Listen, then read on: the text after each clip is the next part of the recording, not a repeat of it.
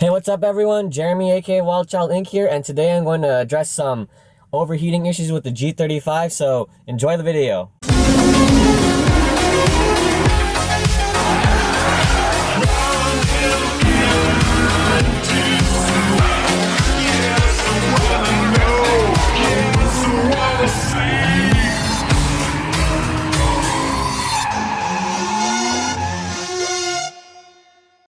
Alright everyone, welcome back to the channel. I know I haven't done much lately in terms of videos other than like the raw drifting videos, but I figured, hey, I'm doing some regular maintenance on this car. It could be informational for people who have a G35, so yeah, as the title suggests, I am fixing an overheating issue.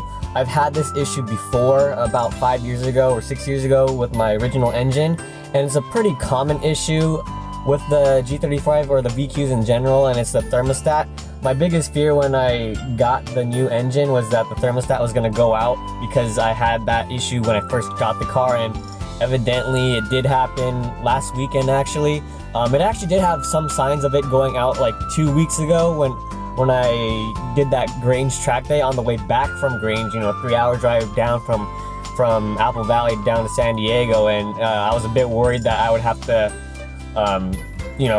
shut down the car right then and there, but it managed to hold up for about 2 weeks, and then finally last week it decided to just go out and overheat and not allow any coolant to flow. So basically what the thermostat is, if you don't know what it is, it's what allows it's what allows the coolant to flow through your engine and everything. It opens up at a certain temperature to allow everything to flow through, and the biggest issue with them is that sometimes old ones tend to get stuck closed, meaning that it's gonna start overheating, or if it gets stuck open, it runs abnormally cold. And what happened was, I was just driving to get some presents for the family, and at a stoplight I just heard my fans going on, and they did stop for like a solid 5 minutes, and I was like, oh no, it's happening again. Sure enough, the temperature started gradually rising, and then I figured, man, it's stuck closed, and definitely got semi-stuck closed, because at one point it dropped pretty low, and then it basically opened up for a bit, then it decided to get closed again, and yeah, overheated. So I do have the replacement thermostat right here. Here's what it looks like. Just if you guys are curious, this is what a typical thermostat would look like for the VQ35. I'm sure they don't look too different on other cars. So you can see right here, it has a little, this is where basically the cover is, essentially, or the spring-loaded wax pellet that opens and closes and allows the fluid to flow. So I'm taking it to my friend's shop, Rudy. He's worked on my car, and yeah, we'll see you at the shop, and hopefully this thing doesn't overheat while I drive. Alright, so I made it to the shop here, RTA, and the car actually stayed cool while driving, but as I stopped the car, it obviously started to warm up a bit. You can see over here I have the hood popped open. Telltale sign is that this pipe, or this vacuum hose, is really hot, and the one that the coolant goes to is super cold. So yeah, it's definitely a bad thermostat, and it's stuck. So yeah, it's gonna get fixed, and we'll see it in a bit. Alright, so the issue I found out that I'm having as well is that this is a bad radiator, and it's, as you can see right here, it's a major leak on top of the thermostat. The thermostat is bad, but yeah, this radiator is leaking, and I can't complain. It's a 14-year-old car. This is the original radiator, which I'm surprised that it lasted this long. And I dailied it, I tracked it, I tow gated it, all that stuff, and it survived all those years of abuse, and I think it's just about time to upgrade it. So yeah, I'm here at RTA. Rudy over there is working on a customer car, and once I order parts and get them here, we're gonna do the upgrade, and yeah, I'll catch you guys then. So it's been about 4 days since I dropped off the car. It's now Christmas Eve, and as you can see behind me, my Mishimoto radiator has arrived, and also I got right here the matching hoses. So yeah, I'm gonna go drop off these parts so Rudy can install them, and I can have the car on its way again. I was thinking about getting the full setup, meaning the fans and also the low temp thermostat, but I outweighed the cost benefit because my car is mostly a street car. It doesn't necessarily need all that cooling for the street. Like maybe in time when I decide to like maybe do more and more track days, and I'll start noticing like temperature, you know, fluctuations during long track days, then maybe I'll upgrade the fans. But for as of right now, I don't really do as many track days. Plus, like, I'm not running any turbo setups. Most of the upgrades for cooling with Mishimoto, at least, is mainly for turbo setups that, you know, obviously turbos cause more heat. And since my car is still NA, I opted not to do the low temp thermostat or the upgraded fans yet. So maybe in the future I'll do that, but for now I'm gonna stick with the upgraded aluminum radiator and also you know, change out the hoses. So we'll go to Rudy's shop right now and we'll, you know, pop over there right now. I'm back here at RTA Motorsports. Rudy and Alex worked on the car, finished it up. They had, you know, they did the hose replacements, and as you can see right here, I got my Mishimoto, you can, if it focuses, I got my Mishimoto radiator and the cap right here, and then the full-on radiator system. New thermostats in, pretty much addressing the overheating issues. I mean, this is a common thing with G35s or any car really.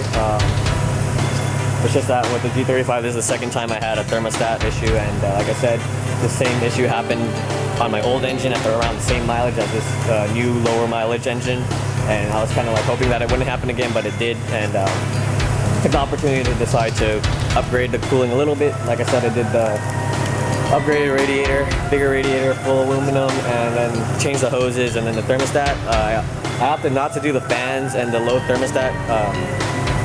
What's it called? Low temp thermostat? Because I figured this is more of a street car. I don't track it as much as I would like, and it's still my daily. So until then, until I decide if I need more cooling, then that's when I'll actually upgrade all the cooling stuff. Because that's typically for turbo cars. And at the end of the day, I'm sticking NA for the most part, and I don't really need all that insane cooling. And for the street, like, that's not, you always need your car at operating temp anyway. So yeah, I'll probably see how I like this and do a toge runs and run it down at the tracks or whatever, do some spirited driving to do a full-fledged thing about it. Thanks again to Rudy and Alex who worked on my car. There you can see it in the daylight, my Mishimoto radiator hidden by all the plastic junk, and then my new hoses. Don't mind the spillage here. This is actually just the spillage from when they're filling up the tank and everything and making sure all the air bubbles are out. Yeah, it's preem. This is really good. I recommend the radiator upgrade to anybody who is like to track or, you know, spiritually drive their car. Push their car to the limit a little bit. It does help with cooling, and it actually does work a lot better for daily driving, especially when you're in traffic and, you know, your car's working a little bit harder because you keep going stop and go, and it keeps things. It's good to keep things cool, you know. It benefits the car in the long run. Keeping your engine at temperatures really prolongs the life of the cars. You know, it helps prevent the issues of my original engine that I ended up blowing up because of overheating issues. So yeah, it's definitely worth the investment, and, you know, it doesn't hurt to spend those few $100s on upgrading your cooling system, even though you don't plan to do turbo or anything. Just the radiator itself is a fine investment. You don't really need the fans or the low thermostat cooling system, obviously, until you decide to like take track days a lot more seriously or turbo your car. So with that, I'm genuinely satisfied with my purchase of getting the Mishimoto radiator and hose setup for the car. I will say, like, here at my local back road, it handled phenomenally. Like, usually back then my fans would turn on very early on, and, you know, they would, aside from the thermostat issue, like my fans would turn on because the car would, you know, heat up. VQs are notorious for heating up pretty fast, and this actually, like, you know, keeps everything cool despite like doing numerous runs and everything. It doesn't really you know, turn on the fans as long or as often as it used to with the smaller radiator. And keep in mind, I'm still using the the stock fans. I didn't upgrade the fans, like I said. I didn't upgrade the to the Mishimoto track fans because this is mostly a street car, and the fact that it's, you know, using the fans less and it's, you know, relying more on the radiators cooling and capacity is a feat on its own. So overall, I'm pretty satisfied. Again, actually it's January 1st now, so Happy New Year to everybody. By the time this gets out, when I get it done, it'll probably be out like the same week. I don't know, depends how lazy I am about editing. But you know, Happy New Year to all. I hope you all had a good Christmas as well, and pretty much I'll leave you guys off with some spirited driving, and you know, hopefully we get back on the tracks, and hopefully I can get back to posting cars and anime with my friends, because right now California is in an extended shutdown. Hope you all stay safe, and you know, stay in touch with your family, keep close to your family, but also, you know, when it comes to going out and seeing your friends, just play it safe and don't be, you know, careless about the situation, because I know it's putting a stress on all of us. But until next time, we'll be at it again. I'll see you then.